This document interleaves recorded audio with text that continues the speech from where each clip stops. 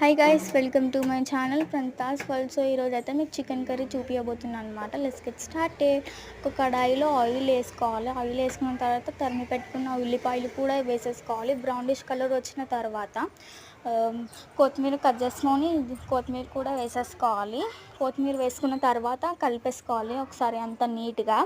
ఇది కలుపుకున్న తర్వాత చికెన్ వాష్ చేసి పెట్టుకోవాలి. అంతలోపు మనం అల్లం ఎల్లిగడ్డ పేస్ట్ వేసేసుకొని ఇది కూడా కలిపేసుకోవాలి. పసుపు మీరు తగినంత వేసుకోండి. తగినంత వేసుకున్న తర్వాత ఇది కూడా కలిపేసుకోవాలి. ఇది కూడా కలిపేసుకున్న తర్వాత అందులో చికెన్ వేసేయాలి. చికెన్ వేసి కలిపేసుకోవాలి ఒకసారి నీట్గా. ఉప్పు వేసుకోవాలి. ఉప్పు వేసుకున్నాక మంచిగా కలిపేసుకోవాలి. కలిపేసుకున్న తర్వాత మూత పెట్టాలి. మూత తీసినాక ఒకవేళ ఉడికితే ఓకే, ఉడకపోతే మళ్ళీ ఒక 20 minutes మూత పెట్టేసుకోవాలి. ఉడికినాక దీనికి కారం వేసుకోవాలి. మీరు ఎంత తింటే అంత కారం వేసుకున్న తర్వాత మంచిగా నీట్గా కలిపేసుకోవాలి. ఇది కలిపేసుకున్న తర్వాత మూత పెట్టాలి. ఉడికితే మీరు ఫ్రై అంటే ఫ్రై, వాటర్ పోసుకుంటే వాటర్, మేమైతే వాటర్ పోసుకుంటాం.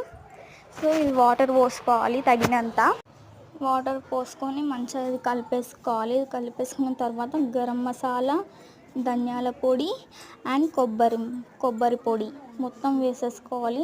వేసుకొని కలుపుకోవాలి 3 వేసేసుకున్న తర్వాత. సో 3 వేసేసుకున్న తర్వాత కలుపుకుంటే కొంచెం సేపు మూత పెట్టేస్తే వేడి వేడి చికెన్ కర్రీ రెడీ.